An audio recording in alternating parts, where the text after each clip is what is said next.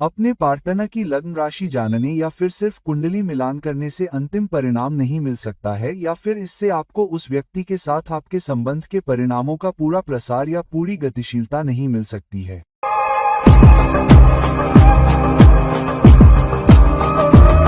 Hello, नमस्कार और मेरे सभी दोस्तों को आपके मित्र ज्योतिषी और गाइडन की तरफ से एक बार फिर से आपके साथ आपके अपने चैनल एस्ट्रो वर्जन से हमने कई वीडियो बनाए हैं। मुझे नहीं लगता कि किसी अन्य चैलेंज चैनल ने अलग अलग चुनौतियों और अलग अलग राशियों के बीच गतिशीलता पर इतने वीडियो बनाए हैं। मिलान से लेकर मूल्यों को देखने तक, रिश्ते के लिए कई चीजें, करियर, बहुत सी चीजें हमने की हैं। लेकिन रिलेशनशिप के लिए हमने कई वीडियो बनाए हैं। हालांकि मैंने देखा है कि बहुत से लोग मूल बातों को भूल जाते हैं कि किसी विशेष व्यक्ति के साथ रहने का परिणाम क्या हो सकता है। ये जानने के लिए पहला कदम क्या है, यहाँ तक कि कुंडली मिलान करने से पहले, यहाँ तक कि सातवें घर के राशि स्वामी और उनकी स्थिति को देखने से पहले, यह सब करने से पहले क्या गतिशीलता है। संभावित साथी को देखते समय आपको सबसे पहले क्या पता होना चाहिए। यदि आप पहले से ही किसी रिश्ते में हैं या किसी के साथ रिश्ते में आने पर विचार कर रहे हैं या किसी के साथ रिश्ते में आने के लिए प्रतिबद्ध हैं, तो आपको कुछ गतिशीलताएं पता होनी चाहिए। यदि आप पहले से ही किसी रिश्ते में हैं, तो यह वीडियो आपके लिए कुछ नई रोशनी भी डालेगा। उस व्यक्ति के साथ आपके रिश्ते में कुछ खास चीजें एक खास तरीके से क्यों हो रही हैं, आपको कुछ चुनौतियों का सामना क्यों करना पड़ रहा है, किसी तरह से कुछ लाभ क्यों हो रहे हैं और आप कुछ क्षेत्रों में सफल क्यों हो रहे हैं और दूसरे में बाधाएं क्यों आ रही हैं। तो हम ये देखने जा रहे हैं कि आपके साथी की लग्न राशि से आपकी लग्न राशि कितने घर पर है और इसके विपरीत। तो उदाहरण के लिए, अगर आपकी लग्न राशि और आपके पार्टनर की लग्न राशि का 410 संबंध है, उदाहरण के लिए अगर आप मेष राशि के हैं और आपके पार्टनर की राशि कर्क है, तो इसका मतलब है कि कर्क राशि मेष राशि से 4 घर दूर है, लेकिन दूसरी ओर मेष राशि कर्क राशि से 10 राशि या 10 घर दूर है। तो अगर आप अपने पार्टनर के साथ 410 या 104 संबंध में हैं, तो क्या गतिशीलताएं आ रही हैं। तो अब हम मूल रूप से घरों की स्थिति और उनके द्वारा लाई जाने वाली चुनौतियों और गतिशीलता के बारे में बात करने जा रहे हैं। मैं इस बात पर भी कुछ प्रकाश डालूंगा कि राशियों का संयोजन क्या ला सकता है, लेकिन ये सिर्फ आपको और गहराई से समझने के लिए है। हालांकि यह वीडियो मुख्य रूप से इस बात से संबंधित है कि आपके पार्टनर की लग्न राशि आपकी लग्न राशि से कितने घर दूर है और हम में से प्रत्येक के लिए क्या गतिशीलता आ सकती है। अब यदि आप एक रिश्ते में हैं, तो मैंने उदाहरण के तौर पर मकर राशि को लिया है। यह मीन राशि हो सकती है, आप मीन राशि के व्यक्ति हैं, आपका पार्टनर भी मीन राशि का व्यक्ति है। आप कर्क राशि के व्यक्ति हैं, आपका पार्टनर भी कर्क राशि का व्यक्ति है। तो यह कोई भी राशि हो सकती है। लेकिन जब आप किसी व्यक्ति के साथ एक रिश्ते में होते हैं, जिसका अर्थ है कि राशियां समान हैं, राशि ऊर्जाएं समान हैं, लग्न ऊर्जाएं समान हैं, चौथे घर की ऊर्जाएं समान हैं, दशम भाव की ऊर्जाएं समान हैं, सप्तम भाव की ऊर्जाएं समान हैं, तो एक चीज जिस पर आपको ध्यान देना होगा, क्योंकि ऊर्जाएं समान हैं और यह एक रिश्ता है, कई बार व्यक्ति आपकी कुछ खामियों को भी दर्शा सकता है। बेशक व्यक्ति आपकी लग्न राशि के आधार पर आपकी कुछ खूबियों को भी दर्शा सकता है। उदाहरण के लिए, यदि मकर राशि वाले व्यक्ति को बहुत मेहनती, बहुत लगनशील, अपने काम में डूबा हुआ माना जाता है, तो जब वे घर वापस आते हैं, तो उन्हें लग सकता है कि उनका साथी भी लगभग उतना ही मेहनती और अपने काम पर ध्यान केंद्रित करने वाला है। तो फिर समस्या ये हो सकती है कि आप पाते हैं कि आप बहुत मेहनत करते हैं और जब आप घर वापस आते हैं, तो पार्टनर अभी भी व्यस्त है या पार्टनर आसपास नहीं है। इसलिए, क्योंकि आप दोनों बहुत मेहनती लोग हैं, कभी कभी आप एक दूसरे के साथ जितना समय बिता पाएंगे या एक दूसरे से जो भावनात्मक लगाव आप देख रहे हैं, वह उतना नहीं हो सकता है। मकर राशि के लोग बहुत अच्छे टीम मेंबर होते हैं, लेकिन वे कर्क राशि वालों की तरह भावुक, देखभाल करने वाले, सहायक राशि वाले ऊर्जा नहीं दिखा पाते हैं। इसलिए हमेशा यह सलाह दी जाती है कि आप किसी ऐसे व्यक्ति के साथ जाएं जिसकी लग्न राशि आपसे अलग हो।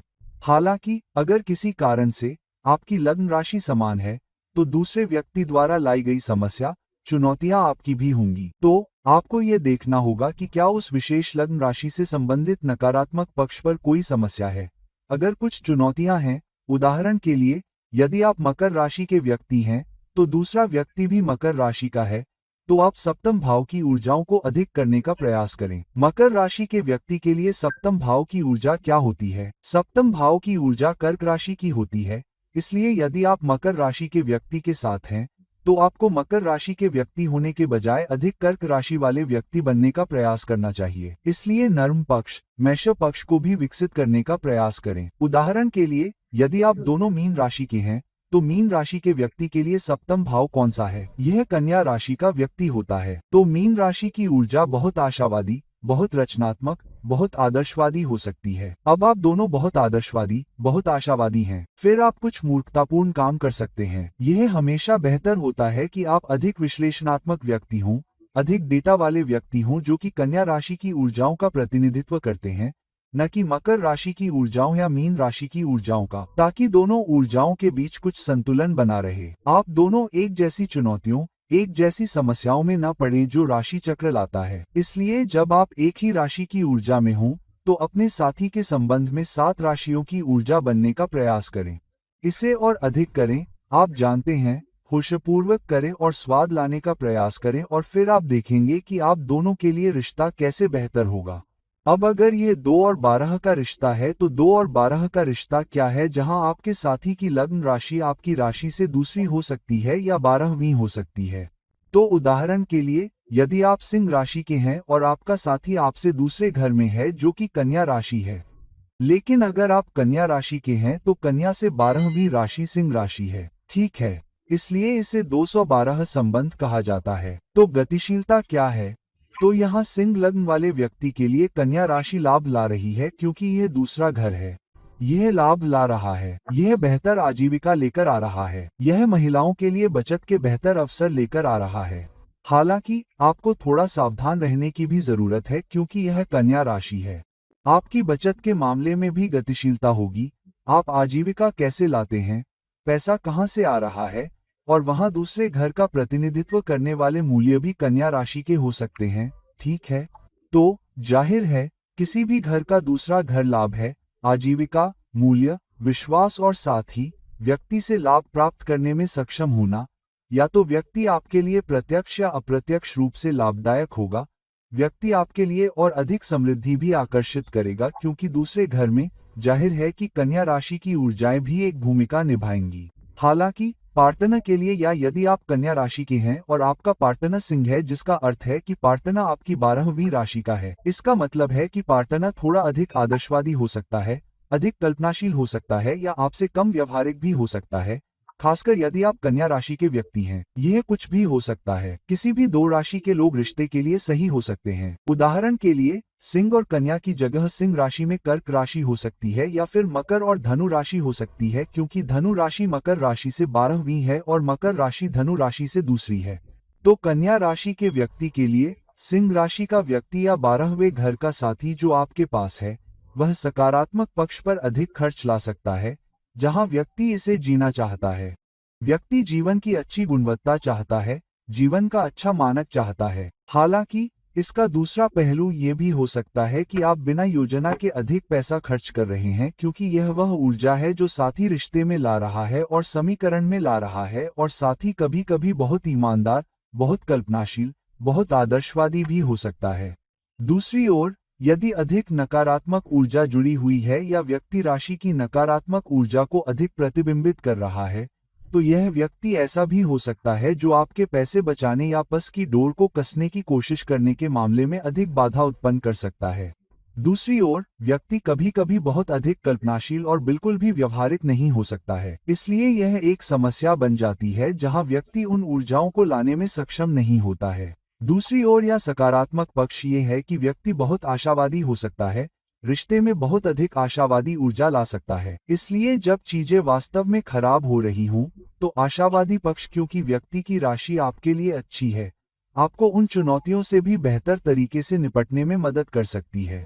इसलिए आपके साथी की लग्न राशि आपके लिए 12वीं होने के कुछ सकारात्मक पहलू हैं, लेकिन इसके कुछ नकारात्मक पहलू भी हैं और राशि की ऊर्जाएं भी अपना स्वाद लेकर आएंगी। इसलिए उदाहरण के लिए, एक कन्या राशि वाले व्यक्ति के लिए, यदि आप एक सिंह राशि वाले व्यक्ति के साथ हैं, तो सिंह राशि वाले व्यक्ति भी सिंह राशि की नेतृत्व अधिकार वाली ऊर्जाओं के कारण खर्चों के मामले में, विदेश जाने के मामले में, आप अपने पैसे कैसे बचा रहे हैं आदि के मामले में आप पर अपने फैसले थोपना चाहेंगे। इसलिए किसी ऐसे व्यक्ति के लिए जो अपने साथी के साथ 212 संबंध रखता है, यांग और यांग दोनों होंगे। अब 311 रिलेशनशिप के लिए ये किसी भी राशि का हो सकता है, लेकिन यहाँ मैं मीन और वृष का उदाहरण ले रहा हूँ। उदाहरण के लिए मीन राशि वाले व्यक्ति के लिए वृष राशि लग्न से तीसरी राशि या तीसरे भाव की राशि होती है, इसलिए यह तीसरी है। लेकिन वृष राशि वाले व्यक्ति के लिए मीन राशि वाले व्यक्ति के लिए लग्न से 11वां भाव होता है, इसलिए यह 311 रिलेशनशिप है। अब संतुलन को देखें। हर संयोजन के लिए आपको संतुलन मिलेगा। एक तरफ ऊर्जा किसी भी संयोजन के लिए दूसरी तरफ ऊर्जा को बिल्कुल दोहराएगी। तो जिस व्यक्ति के साथी की लग्न राशि तीसरे भाव की राशि है, जिसका अर्थ है कि यह व्यक्ति आपको रिश्ते को बनाए रखने, रिश्ते को खुश रखने, रिश्ते को और अधिक संतुलित और अधिक स्थिर रखने के लिए और अधिक प्रयास करने के लिए कहेगा। अब इसका यह भी अर्थ है कि आपको अपने संचार कौशल का उपयोग करने के तरीके के संदर्भ में अधिक प्रयास करने की आवश्यकता है। तो उदाहरण के लिए मीन राशि वाले व्यक्ति के लिए वृष राशि वाले व्यक्ति भौतिकवादी ऊर्जाएं लाते हैं। तो आप वृषभ राशि के व्यक्ति से कैसे संवाद करेंगे? मीन राशि के व्यक्ति की आशावादी, आदर्शवादी, कल्पनाशील ऊर्जा के बजाय वृषभ राशि के व्यक्ति की भौतिकवादी, व्यवहारिक और जिद्दी ऊर्जा के बारे में बात करेंगे। इसलिए यह कहने के बजाय कि मौसम बहुत अच्छा है, चलो बाहर चलते हैं, आपको वृषभ राशि के व्यक्ति के साथ संवाद में भौतिकतावादी पक्ष का इस्तेमाल करना चाहिए ताकि रिश्ते को बनाए रखने और खुश रखने के लिए प्रयास किया जा सके। उदाहरण के लिए ये कहना कि उनके पास खाने में कितना स्वादिष्ट है, उनके पास कितनी अच्छी चीजें हैं, वे आज क्या पेशकश कर रहे हैं या वह जगह जहां हम जा रहे हैं यह बहुत अच्छी है, हमारे पास बहुत अच्छा दिन है, हमारे जाने का ये सही समय है, हम बहुत सी ऐसी चीजें कर पाएंगे जिनका हमारे पैसे से अधिक मूल्य होगा। इसलिए आप अधिक भौतिकवादी, अधिक मनोरंजक, अधिक समृद्ध चीजें संवाद कर सकते हैं, बजाय इसके कि हम साथ में समय बिता पाएंगे, ये कितना प्यारा होगा, ये कितना रोमांटिक होगा। वृषभ राशि का व्यक्ति इस वजह से आश्वस्त नहीं होगा। हालांकि इसका मतलब है कि अगर आपके पार्टनर की लग्न राशि आपसे तीसरी है, तो आपको प्रयास करने की आवश्यकता है। संवाद महत्वपूर्ण है और साथ ही उस व्यक्ति से बात करने में सक्षम होना या उस भाषा में बात करना जो दूसरे व्यक्ति को पसंद हो, न कि उसे छोड़ने की। दूसरी ओर वृषभ राशि के व्यक्ति के लिए मीन राशि का व्यक्ति 11वीं राशि है। तो किसी भी राशि के लिए यदि आपके पार्टनर की राशि आपके लग्न के लिए 11वें घर की ऊर्जा है, जिसका अर्थ है 11वां घर, जिसका अर्थ है वह व्यक्ति आपके लिए बहुत सारे लाभ ला सकता है, आपकी बहुत सी इच्छाएं और आकांक्षाएं भी पूरी हो सकती हैं, या आप अपनी इच्छाओं और आकांक्षाओं को महसूस कर पाएंगे यदि आपके पार्टनर की राशि आपकी राशि से 11वीं राशि है, जिसका अर्थ ये भी है। लेकिन आप इसके बारे में कैसे जाते हैं? 11वां घर दोस्तों, दोस्ती का भी घर है, लेकिन यह व्यक्ति को रिश्ते में बड़ा या रिश्ते में बड़ा व्यक्ति भी मानता है, क्योंकि 11वां घर वृद्ध लोगों और समाज का भी घर है। तो पार्टनर आपके लिए बहुत सारे फायदे, समाज में फायदे और लोगों के बीच आकर्षण पैदा कर सकता है, लेकिन तभी जब आप उस व्यक्ति से एक दोस्त की तरह खुलकर बात कर सकें। हम कई बार अपने भाई बहनों और माता पिता से भी खुलकर बात नहीं कर पाते, लेकिन कई बार हम अपने सबसे अच्छे दोस्तों से ज्यादा खुलते हैं। हम उन्हें बताते हैं कि हमें अपने डर क्या है, हम उन्हें बताते हैं कि हमें अपनी असुरक्षाएं क्या है, हम उन्हें बताते हैं कि हमें रिश्ते में क्या चाहिए। इसलिए अगर पार्टनर का घर या लग्न राशि आपसे 11 है तो अपने पार्टनर से खुलकर बात करें और आपकी सभी इच्छाएं और आकांक्षाएं पूरी होंगी, लेकिन एक दोस्त की तरह दोस्ताना तरीके से, और उस व्यक्ति के साथ ज्यादा समय बिताएं। उस व्यक्ति के साथ चीजों का पता लगाएं, अपने दिमाग को खोलें और उन चीजों का भी पता लगाएं जिनसे आप डरते हैं। अपने डर, अपनी असुरक्षाओं के बारे में बात करें और उस व्यक्ति को एक दोस्त के रूप में प्रशिक्षित करें। फिर आप पाएंगे कि आपकी इच्छाएं और आकांक्षाएं भी सामने आ रही हैं। अब क्योंकि इस विशेष उदाहरण के लिए मीन राशि की ऊर्जा है, जिसका ये भी अर्थ है कि ऊर्जा में अधिक आशावादी बने, बजाय इसके कि कोई ऐसा व्यक्ति हो जो अधिक सोचता हो या बहुत अधिक नर्वस ऊर्जा रखता हो या बहुत अधिक असुरक्षा रखता हो। अब मैं 311 रिलेशनशिप के लिए एक और उदाहरण देता हूं। उदाहरण के लिए वृष और मीन राशि के बजाय मकर और मीन राशि का उदाहरण लेते हैं। तो हाँ, मकर राशि के व्यक्ति के लिए एक और स्वाद लाने के लिए मीन राशि तीसरा घर है। तो हाँ, फिर से संवाद महत्वपूर्ण है, एक दूसरे से बात करना महत्वपूर्ण है, लेकिन मकर राशि के व्यक्ति के लिए किस तरह से संवाद करना है? मीन राशि के व्यक्ति के लिए आदर्शवादी, आशावादी, कल्पनाशील तरीके से संवाद करना, उन्हें आशावादी पक्ष, सकारात्मक पक्ष, कल्पनाशील पक्ष के बारे में बताना और उनसे अपील करना, न कि भौतिक पक्ष के बारे में जो वृष राशि के व्यक्ति लाते हैं। दूसरी ओर मीन राशि के व्यक्ति के लिए लग्न व्यक्ति, यदि 11वां घर राशि का भाग लग्न राशि है जो सक्षम है, तो यहाँ आपको साथी से बात करने में और अधिक व्यवहारिक होने की आवश्यकता है।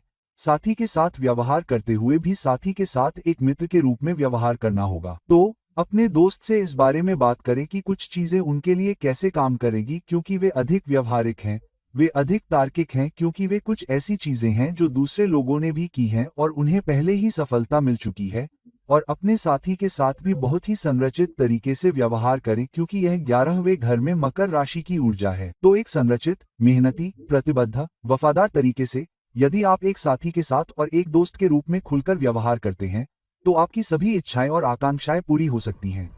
अब दूसरी ओर यदि यह चौथा रिश्ता है तो आपकी और आपके साथी की राशि ऊर्जा चाहे जो भी हो, तो यहाँ मैं मेष और कर्क का उदाहरण ले रहा हूँ। तो मेष लग्न वाले जातक के लिए कर्क राशि लग्न से चौथे घर की राशि है और दूसरी ओर कर्क राशि वाले व्यक्ति के लिए मेष राशि 10वें घर की ऊर्जा है। इसलिए यह 410वां रिश्ता है और देखिए वे कितने संतुलित हैं, केंद्र भावों में बिल्कुल विपरीत।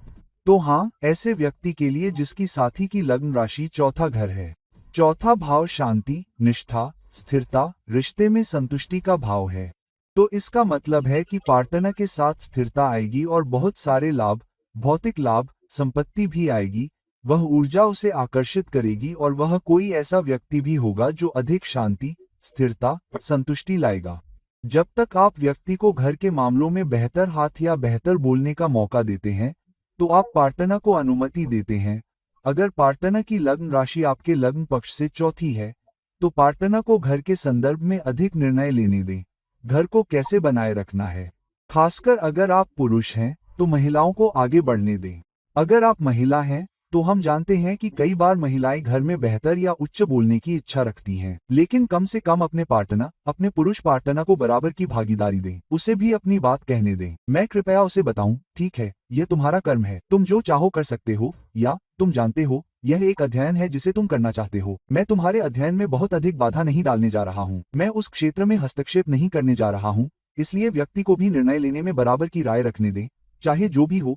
लेकिन आपकी लग्न राशि से चौथा घर निश्चित रूप से बहुत सारी अच्छी ऊर्जा, बहुत सारी संपत्ति उन्मुख ऊर्जा को आकर्षित कर रहा है। हालांकि आपको व्यक्ति का अधिक समर्थन करने की आवश्यकता है, आपको व्यक्ति की अधिक देखभाल करने की भी आवश्यकता है, क्योंकि यही वह ऊर्जा है जो व्यक्ति लाएगा, खासकर मेष लग्न वाले जातक के लिए। खैर, कर्क राशि अधिक भावुक, देखभाल करने वाला, सहायक पक्ष है। आप ऐसे व्यक्ति हो सकते हैं जो बहुत कठोर हृदय वाले हों और ऐसे व्यक्ति हो सकते हैं जो अधिक नियंत्रित करने वाले हों। इसलिए आपको यहाँ विशेष रूप से राशि ऊर्जाओं को देखते हुए अधिक सावधान रहने की आवश्यकता है। दूसरी ओर यदि आप एक ऐसे लग्न वाले हैं जहाँ 10वां घर आपके साथी के लग्न की ऊर्जाओं का घर है, तो इसका मतलब है कि 10वां घर अधिकार, पदनाम, करियर, काम का भी घर है, जिसका अर्थ है कि व्यक्ति अपने परिश्रम से जीवन में बहुत अधिक सकारात्मकता ला सकता है। व्यक्ति थोड़ा अधिक अधिकारपूर्ण भी लग सकता है। हालांकि व्यक्ति उन ऊर्जाओं को भी लाएगा जहां साथी का करियर भी अच्छा हो सकता है, जिसका मतलब है कि साथी आपके करियर का भी बहुत समर्थन कर सकता है और आपको लचीलापन दिखाने के लिए बहुत सहायक हो सकता है। अगर आपको अपने साथी से लचीलेपन की जरूरत है, जैसे कि आप कैसे काम करना चाहते हैं, आप कहाँ काम करना चाहते हैं, लंबे समय तक, कम समय तक, जो भी हो, आपको यात्राएं करनी है, वहां साथी अधिक समझदार होगा, अधिक देने वाला होगा। साथ ही आपकी मदद करने और समर्थन करने का नेतृत्व भी करेगा। वास्तव में वह कह सकता है कि ठीक है, आप अपने कार्यस्थल के करीब एक जगह पर चले जाते हैं, मुझे कोई आपत्ति नहीं है, मैं वैसे भी घूम लूंगा। कहो नहीं नहीं, ये ठीक है, मैं यात्रा कर सकता हूँ, उद्धरण चिन्ह, नहीं नहीं नहीं, मैं करूंगा, मैं करूंगा। हम आपके कार्यस्थल के करीब रहेंगे क्योंकि आप लंबे समय तक काम कर रहे हैं, मैं यह करने जा रहा हूँ। तो हो सकता है कि वो व्यक्ति आपके करियर में आपकी सोच से ज्यादा सपोर्टिव होने के लिए आगे आए। हालांकि आपको उस व्यक्ति को घर में ज्यादा अधिकार देने की जरूरत है, उसे घर में ज्यादा बोलने का मौका देना चाहिए। अब क्योंकि यहाँ कर्क राशि है तो हम मेष राशि के 10वें घर की ऊर्जा का उदाहरण ले रहे हैं। तो ये व्यक्ति ऐसा भी हो सकता है जो अपनी नौकरी और करियर के लिए भी लड़ेगा। तो यहाँ एक संतुलन होना चाहिए। अगर कोई और ऊर्जा होती तो आप उस व्यक्ति के साथ अलग तरह से पेश आते, क्योंकि वो मेष राशि का है। फिर वो फ्लेवर तब भी आएगा जब ये 410 रिलेशनशिप होगा। अब फाइन लाइन रिलेशनशिप को देखते हैं। फाइन लाइन रिलेशनशिप के लिए हाँ, मैं तुला, कुंभ का उदाहरण ले रहा हूँ। ये मेष और धनु हो सकता है, ये वृषभ या मकर भी हो सकता है। तो अगर आपकी लग्न राशि पार्टनर से 5वीं है तो पार्टनर आपसे 9वीं होगी। तो मान लीजिए कि आपके लग्न के लिए पार्टनर की ऊर्जा आपके लग्न से 5वीं है। 5वां घर रोमांस का घर है, लेकिन स्टेज प्रेजेंटेशन का भी घर है, अकाउंट और फाइनेंस का भी घर है। इसलिए पार्टनर की एनर्जी ज्यादा होगी, पार्टनर ज्यादा रोमांटिक हो सकता है। अगर आप पार्टनर को रोमांटिक होने देते हैं तो पार्टनर ज्यादा मददगार, ज्यादा सहयोगी और फाइनेंस के मामले में फायदा ला सकता है। लेकिन अगर आप उन्हें लचीलापन देते हैं, क्योंकि 5वां घर 8वें से 10वें घर तक है, तो पार्टनर ऐसा भी हो सकता है जिसके करियर में कभी उतार चढ़ाव आ सकता है। इसलिए आपको ज्यादा सहयोगी और समझने की जरूरत है कि पार्टनर के करियर में भी कभी उतार चढ़ाव आते हैं, क्योंकि यह आपके लिए अच्छा है, नुकसानदायक नहीं। इसलिए कभी कभी जब पार्टनर की शुरुआती जिंदगी उतार चढ़ाव भरी होती है, करियर सेटल नहीं होता है, तो हम भी, आप जानते हैं, हमारी बेड़ियां बहुत जल्दी खुल जाती हैं और हमें लगता है कि क्या हो रहा है, पार्टनर सेटल नहीं हो पा रहा है, वह हमेशा संघर्ष कर रहा होता है, वह हमेशा संघर्ष कर रही होती है। उन्हें स्पेस दें, उन्हें समय दें, कम से कम 4-5 साल तो दीजिए और फिर पार्टनर का करियर भी सेटल हो जाएगा। हालांकि क्योंकि 5वां घर रोमांस का घर है लेकिन स्टेज भी है, कभी कभी आपको स्टेज या पार्टनर को अपनी बात कहने या अपनी उपस्थिति दर्ज कराने देना चाहिए, खासकर ऐसी स्थिति में जहां आप एक जोड़े के रूप में जा रहे हों। इसलिए पार्टनर को ज्यादा स्टेज दे, जिसका मतलब है दूसरों के सामने पार्टनर की तारीफ करें, दूसरों के सामने व्यक्ति का कद बढ़ाएं, उन्हें अपने दोस्तों और परिवार को बताएं कि पार्टनर कितना सपोर्टिव है, आप कितने लकी हैं और सब कुछ। उस व्यक्ति को कुछ ब्राउनी पॉइंट दें, फिर आप महसूस करेंगे कि आप उसे दिखाएंगे या आप देखेंगे कि सकारात्मक ऊर्जा लाने के कारण वह और अधिक लाभ लाएगा। व्यक्ति बहुत रोमांटिक भी हो सकता है, व्यक्ति अधिक वित्तीय लाभ भी ला सकता है, उस ऊर्जा को आकर्षित करेगा। दूसरी ओर यदि आप पार्टनर हैं या आपका पार्टनर आपके लग्न में नवम भाव की ऊर्जाओं को आकर्षित कर रहा है, आखिरी रिश्ते के कारण जो होगा वो ये कि आप पाएंगे कि पार्टनर बहुत कुछ सीखता है, अनुभवात्मक सीख भी समीकरण में लाता है, मिलन में भी, जिसका मतलब है कि कई बार आप पाएंगे कि अगर आप पार्टनर को मौका देते हैं तो पार्टनर अपनी बुद्धिमत्ता, अपनी सीख, अपनी उच्च शिक्षा को व्यक्त करने में सक्षम होगा और समय के साथ समीकरण में और अधिक लाभ लाने के लिए अनुभवों का उपयोग करेगा। इसलिए व्यक्ति को कुछ साल दें, व्यक्ति को समझदार बनने के लिए, एक चरण या स्थिति से गुजरने के लिए, वो बदलाव के लिए, या ऐसे वर्षों से गुजरने दें जब व्यक्ति समझदार हो जाए। व्यक्ति को कम से कम कुछ साल दें, फिर आप पाएंगे कि निर्णय लेना बहुत बुद्धिमानी भरा है। वह व्यक्ति ऐसा व्यक्ति बनता है जो अनुभवों से सीखने के लिए तैयार रहता है। यदि आप व्यक्ति की छोटी छोटी गलतियों पर तुरंत उस पर झपट पड़ते हैं तो वह गलतियों से नहीं सीखेगा। व्यक्ति को कुछ जगह दें, व्यक्ति को कुछ स्पेस दें, फिर समय के साथ आप पाएंगे कि वह व्यक्ति आपसे कहीं अधिक समझदार हो जाता है। तो रिश्ते के 7वें-10वें साल में आप पाएंगे कि व्यक्ति बहुत अधिक समझदार है, समझदारी से निर्णय ले रहा है, अनुभवों से सीखने को तैयार है और लाभ भी प्राप्त कर रहा है। अब अगर यह आपकी कुंभ राशि की ऊर्जा के कारण तुला राशि की ऊर्जा है तो रिश्ते में तुला राशि की सामाजिक गतिशीलता भी देखने को मिलेगी और तुला राशि की ऊर्जाओं का संतुलन भी देखने को मिलेगा। अब यह इस बात पर निर्भर करता है कि यह किस राशि का है, ये गतिशीलताएं भी स्पष्ट होंगी। अब अगर मैं अंतिम रिश्ते के लिए एक और उदाहरण लेता हूं तो मान लीजिए कि एक व्यक्ति की वृश्चिक राशि है और दूसरे व्यक्ति की मीन राशि है। तो मीन राशि वृश्चिक से 5वीं है और वृश्चिक मीन से 9वीं राशि है। तो हाँ, अंतिम रिश्ते की गतिशीलता समान रहेगी। हालांकि यहाँ जो अंतर होगा वह यह होगा कि मीन राशि 5वें घर की ऊर्जा है, तो यहाँ व्यक्ति अपने रोमांस में अधिक आदर्शवादी होगा, अपने रोमांस में अधिक आशावादी होगा, अपने रोमांटिक पक्ष में अधिक कल्पनाशील भी होगा यदि आप उन्हें अनुमति दें। कभी कभी वृश्चिक व्यक्ति मीन व्यक्ति पर बहुत अधिक कठोर हो सकता है। वृश्चिक राशि वाले बहुत ही गुप्त होते हैं, अपने दिल को सीने से लगाकर रखते हैं, ज्यादा कुछ नहीं बोलते, खुलते नहीं। लेकिन मीन राशि वाले बहुत ही आशावादी, बहुत ही ऊर्जावान, बहुत ही कल्पनाशील ऊर्जा वाले होते हैं, बाहर निकलकर रोमांटिक पक्ष तलाशना चाहते हैं। इसलिए अगर आप ऐसा नहीं होने देते हैं तो मीन राशि वाले नाराज हो जाएंगे और आप घर में नाराजगी महसूस करेंगे। दूसरी ओर मीन राशि वाले व्यक्ति के लिए अगर वृश्चिक राशि आपके साथी की लग्न राशि है, यानी कि यह आपसे 9वें भाव में है, तो इसका मतलब है कि व्यक्ति को अपने अनुभवों से सीखने से पहले बहुत सारे बदलावों, उतार चढ़ाव और चुनौतियों से गुजरना पड़ेगा, लेकिन फिर भी लाभ होगा। आप यह भी पाएंगे कि कई बार पार्टनर के रिश्ते में जल्दी सेटल नहीं हो पाने के कारण आपको रिश्ते में स्थिरता देखने में ज्यादा समय लगता है। हालांकि रिश्ते के शुरुआती 2-3 सालों में इस बदलाव के दौरान बहुत सारे फायदे हो सकते हैं। हो सकता है कि आप कुछ सालों बाद अपने साथी को पहचान भी न पाएं क्योंकि आपने साथी को परिवर्तनकारी राशि से सीखने का मौका दिया। ठीक है, तो किसी भी राशि के आधार पर सीमित संबंध में गतिशीलता को देखें और सीमित संबंध से सही लाभ उठाने के लिए गतिशीलता को समझें। अब अगर यह आपके और आपके साथी के बीच 6 साल का रिश्ता है, जिसका मतलब है कि साथी की लग्न राशि आपसे छठी है या आपकी राशि साथी की राशि से छठी है और इसके विपरीत, जबकि साथी की राशि आपसे 8वीं है या आपकी राशि साथी से 8वीं है, तो अब 6 साल के रिश्ते के लिए गतिशीलता क्या है क्योंकि साथी की लग्न राशि आपसे छठी है, जिसका मतलब है कि कभी कभी शुरुआती वर्षों में आप एक दूसरे को अच्छी तरह से समझ नहीं पाने के कारण रिश्ता अधिक तूफानी हो सकता है। भले ही आपने कुछ समय के लिए डेट किया हो और आप शादी के माध्यम से एक स्वीकृत, सामाजिक रूप से स्वीकृत रिश्ते में एक ही छत के नीचे रहने के बाद वर्षों तक एक साथ डेटिंग करते रहें, तो आप पाएंगे कि इसमें कुछ साल लगेंगे और शायद अन्य लोगों, अन्य जोड़ों की तुलना में कुछ साल अधिक, इससे पहले कि आप अभी भी अधिक स्थिर रिश्ते में बस जाएं। हालांकि अगर आप इस व्यक्ति के साथ थोड़ा धैर्य रखते हैं, अगर आप उसके साथ थोड़ा समझदार हैं, अगर आप उसकी छोटी छोटी गलतियों को होने देते हैं, बजाय इसके कि जब भी वो गलती करे तो उस पर झपटे, तो वो व्यक्ति आपके लिए बहुत ही आज्ञाकारी हो सकता है। हो सकता है कि वो आज्ञाकारी न हो, लेकिन वो व्यक्ति आपके लिए ज्यादा मददगार हो सकता है। हो सकता है कि वो आपकी सेवा करना चाहे, आपकी मदद करना चाहे, आपके साथ खड़ा होना चाहे, आपका समर्थन करना चाहे, आपकी ज्यादा देखभाल करना चाहे। इसलिए जब भी आप किसी बड़ी मुसीबत, चुनौती, समस्या या परेशानी में पड़ें, तो ये व्यक्ति आपके लिए सबसे ज्यादा सहयोगी ऊर्जा वाला होगा। लेकिन आपको उस व्यक्ति के साथ दुश्मन की तरह नहीं बल्कि दोस्त की तरह पेश आना चाहिए। उस व्यक्ति की छोटी छोटी गलतियां होने दें। इस व्यक्ति के साथ दिन प्रतिदिन कुछ ना कुछ समस्याएं होती रहेंगी। आप पाएंगे कि कुछ ना कुछ गलत हो रहा है। कभी कभी संवाद सही नहीं होता, कभी कभी ऊर्जा सही नहीं होती, कभी कभी समझ सही नहीं होती, कभी कभी आप एक ही पृष्ठ पर नहीं होते। आप अपने पार्टनर की लग्न राशि को अपने से छठा या इसके विपरीत पाएंगे।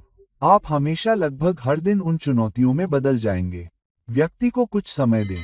अब अगर यह वृश्चिक मेष ऊर्जा है तो मेष राशि की ऊर्जा का स्वाद भी छठे घर में आएगा, जहां व्यक्ति बहुत अधिक दबाव डाल सकता है जब आप उनमें गलतियां निकाल रहे होंगे या उनकी शिकायत कर रहे होंगे।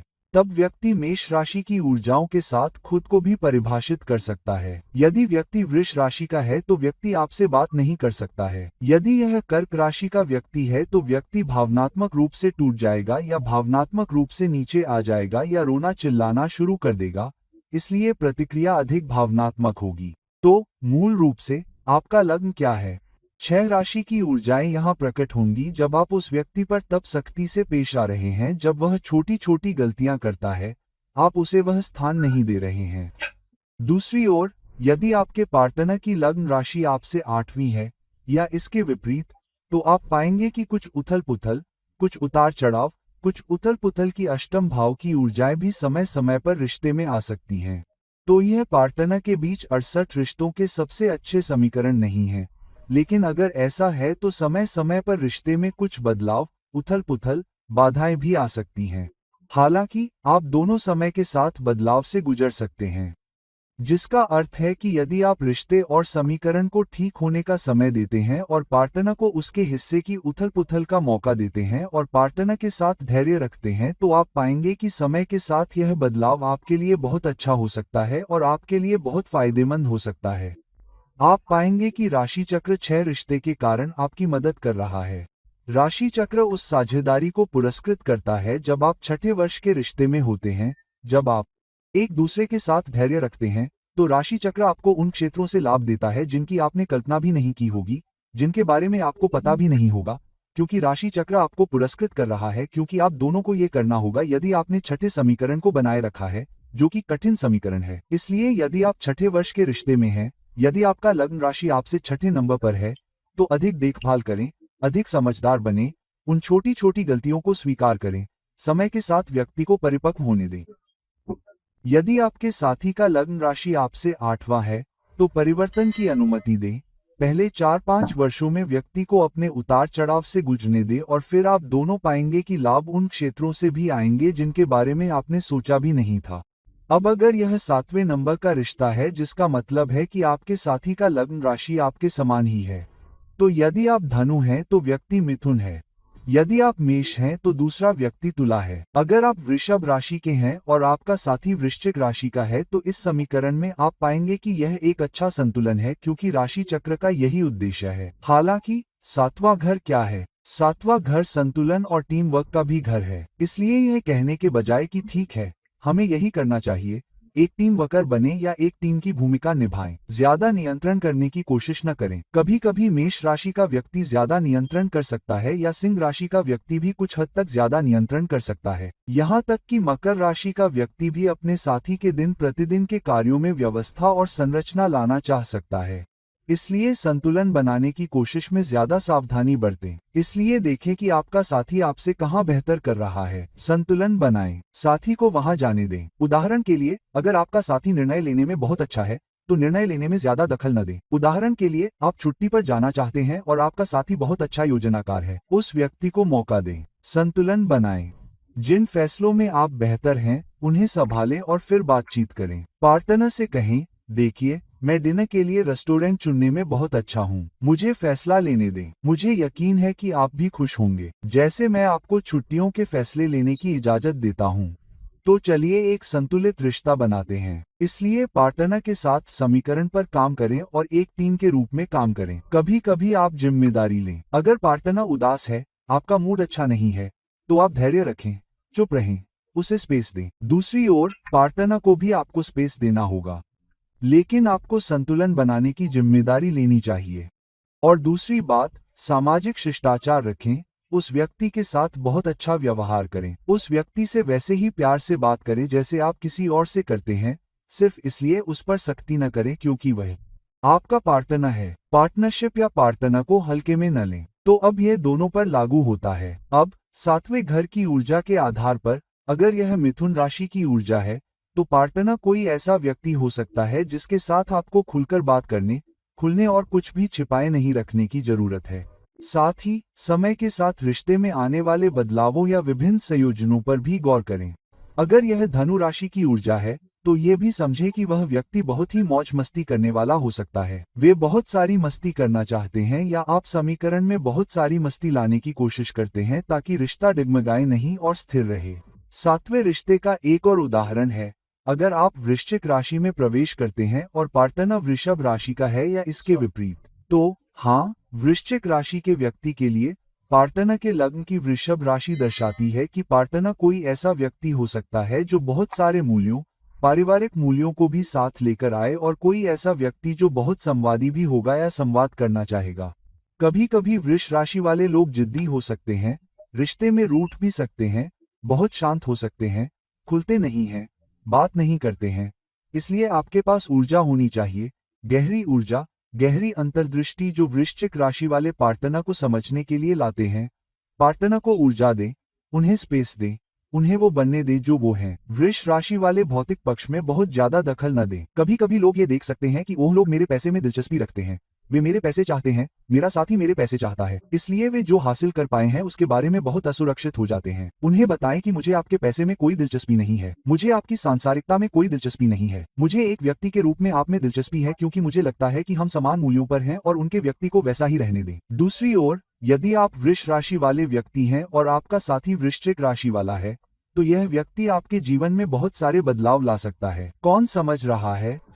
व्यक्ति को आपके जीवन में बदलाव लाने दे कि आप अपने जीवन को कैसे जीते हैं, और अधिक गहराई से सुने, और अधिक गहराई से सुनने वाले बने। यदि आपके पार्टनर में 7वें घर की वृश्चिक राशि की ऊर्जा है, तो आप पाएंगे कि जब आप समझते हैं या जब आप अधिक गहराई से सुनते हैं और आप जीवन में आने वाली बाधाओं, चुनौतियों को देख पाते हैं या उनसे पार पा लेते हैं, तो पार्टनर के सहयोग से और पार्टनर को सहयोग प्रदान करते हैं, तो आपके लिए परिवर्तन आश्चर्यजनक हो सकता है। यह बहुत अधिक आध्यात्मिक हो सकता है, यह बहुत सारे लाभ ला सकता है, यह राशि चक्र के देवताओं से भी बहुत अधिक अनुग्रह ला सकता है।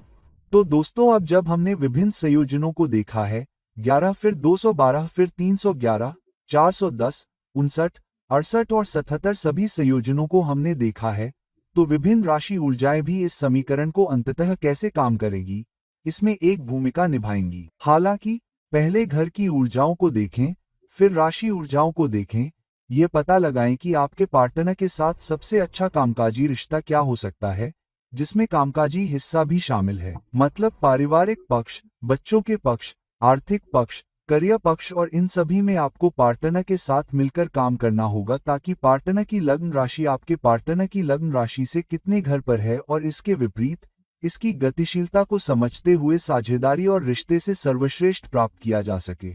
तो दोस्तों, इस वीडियो को लाइक करें, शेयर करें, और अगर आप मुझसे व्यक्तिगत परामर्श चाहते हैं तो कृपया नीचे दिए गए लिंक पर मुझसे संपर्क करें। किसी अन्य वीडियो में फिर कभी मिलते हैं, तब तक के लिए यह एक मित्र ज्योतिषी और मार्गदर्शक आपसे विदा लेता है। नमस्ते।